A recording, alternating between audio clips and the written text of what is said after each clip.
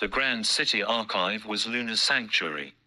Within its cavernous, dimly lit expanse, where dust motes danced in the soft lamplight, she felt a profound connection to the past.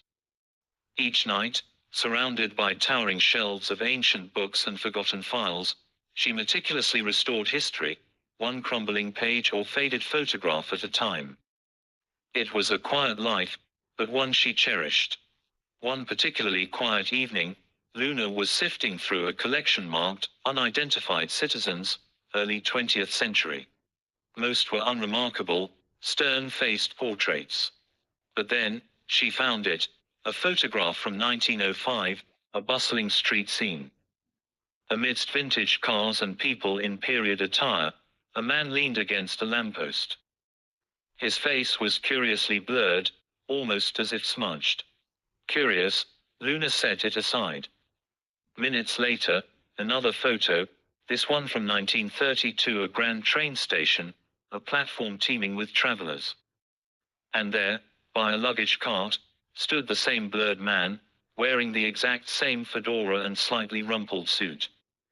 Same ghost, she murmured, a flicker of intrigue igniting within her. Or a very uninspired photographer.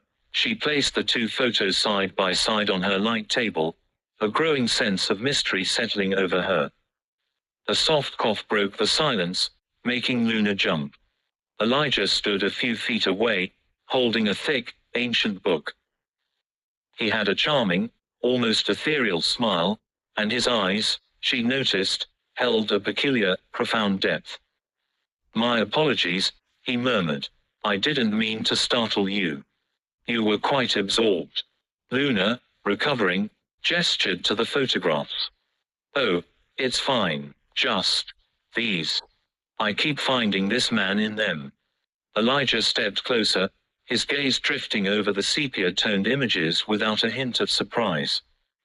"Ah, yes, the ubiquitous background extra. Some people just have a knack for being in the right place at the right time."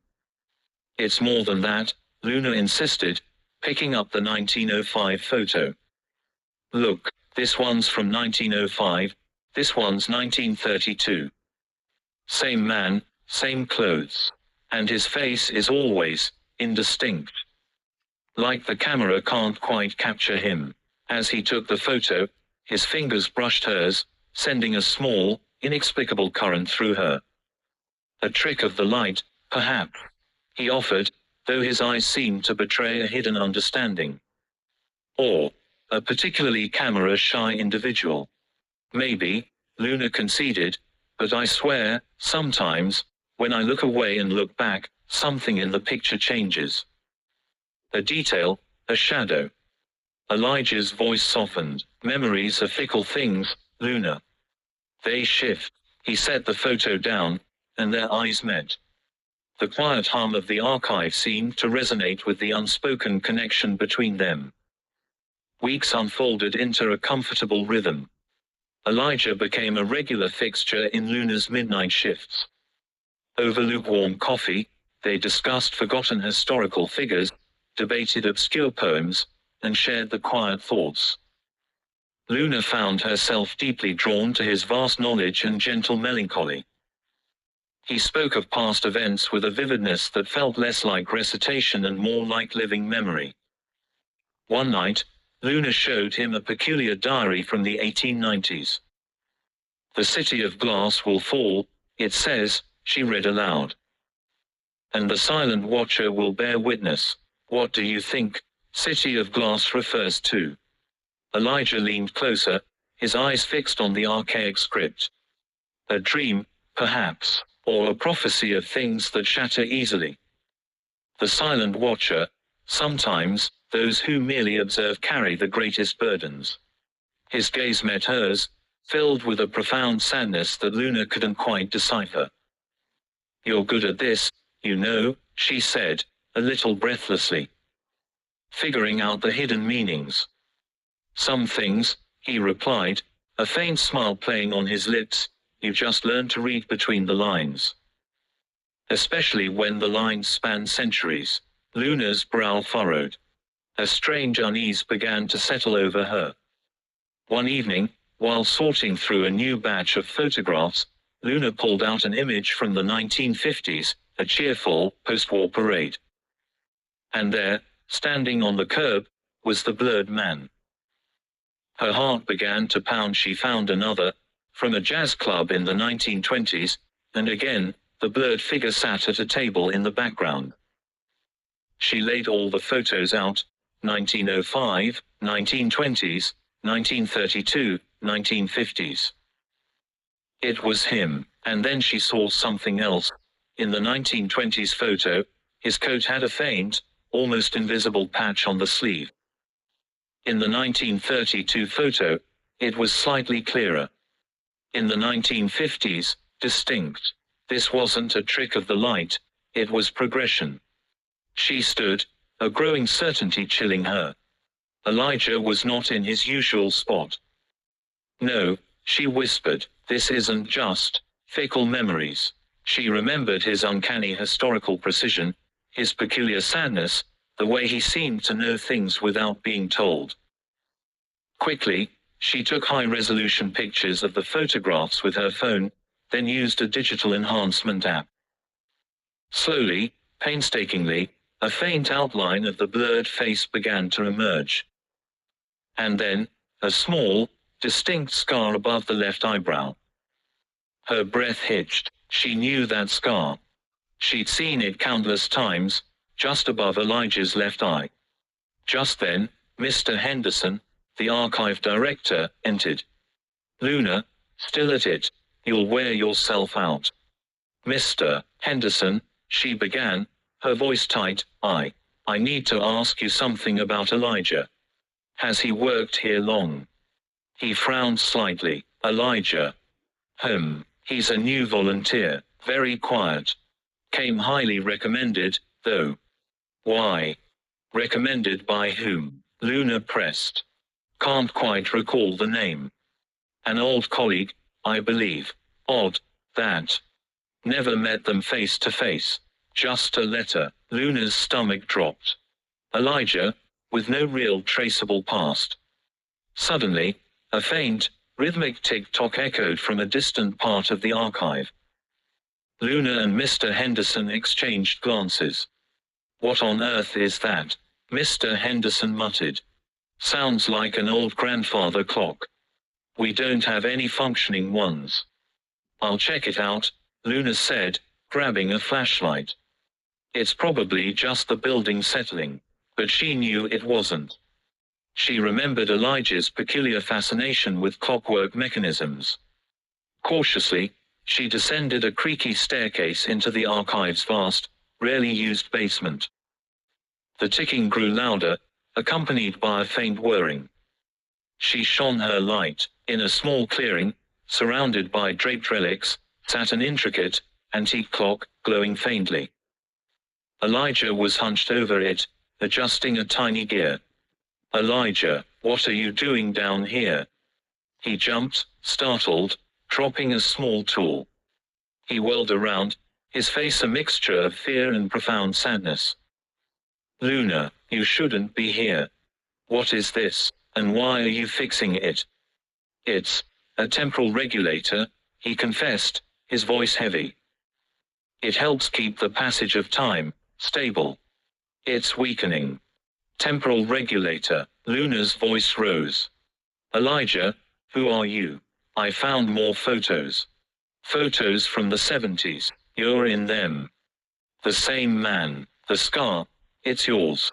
She held up her phone, the enhanced photo clearly showing his scar. Elijah looked at the image, then at the scar above his own eyebrow. A deep sigh escaped him, filled with the weariness of untold ages. My name? It's been many names. I have walked these streets for centuries. Witnessed empires rise and fall. Loved and lost. The fading, it's a consequence. The world cannot truly hold a face that has seen so much, for so long. You're immortal, Luna whispered, her voice barely audible. He nodded slowly, a single tear tracing a path down his cheek. A curse, often, a lonely existence. I learned to be invisible. To be a fading figure. I observe. I record. I try to ensure time continues, even if my presence in it must remain a whisper. Why, Luna pressed, why do you have to be invisible? My past, it follows me. Dangers. Those who seek what I am, or what I know. There are others like me, Luna. Or, those who wish they were. They hunt the ancient ones, believing our essence can grant them power. To love me, Luna, it means living in shadows. Always moving, never truly settling. It means watching others fade. He looked into her eyes, pleading. Can you live a life that fades around you, for a love that never will? Before Luna could answer, a chilling shadow fell over them. The basement door creaked open, revealing a tall, cloaked mysterious figure silhouetted in the doorway. So, the old chronometer finally led me to you, Elijah, a gravelly voice echoed. And you found yourself a distraction.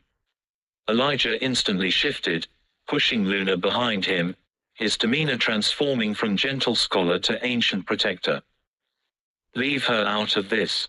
Your quarrel is with me.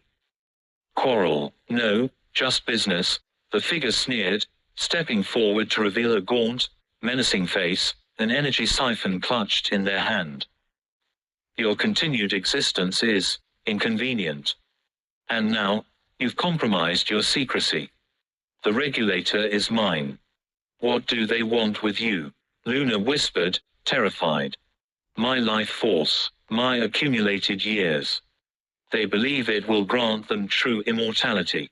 Elijah grabbed Luna's hand. Run, Luna, get out of here. No, I'm not leaving you. She remembered the fading photos, the centuries of solitude. She couldn't let him be alone now. The mysterious figure lunged. Elijah pushed Luna, creating a momentary distraction, and grabbed a heavy, ancient tome from a nearby shelf, swinging it to create just enough time. He then pulled a hidden lever on the temporal regulator. The clock began to whir loudly, gears spinning, pulsating with an ominous light. Fool, the figure roared, you'll destabilize the timeline.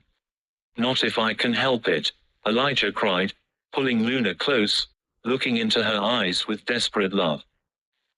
Remember me, Luna, truly remember. The regulator pulsed violently, bathing them in a blinding light. Luna stumbled out of an alleyway, disoriented, onto a brightly lit city street.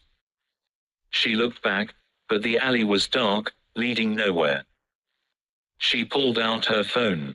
The Grand Archive building seemed gone, replaced by a modern, bland office block. What? She tried to call Mr. Henderson. Her phone showed, contact not found. She opened her photo gallery. Her enhanced photo of Elijah, clear as day, was there. But as she watched, the clear image of Elijah blurred. It faded, becoming indistinct, until it was just a generic, blurry figure in a fedora. The scar was gone. Luna stared, heartbroken. A single tear fell. Elijah, she whispered, a name she didn't quite understand, but which resonated with an unbearable sadness. He had saved her. By activating the regulator, he had shifted her reality, making her forget him, making himself truly fade from her memory, all to protect her from the danger that pursued him. But the photo, it was a testament. A faint, lingering memory, a scar on her own heart she couldn't explain. She looked up at the vast night sky. Somewhere out there, the endless clock of time ticked on, and in its shadows, an ancient figure continued his lonely watch. Luna closed her eyes, a strange, profound sadness settling over her, a sense of something overwhelmingly important lost.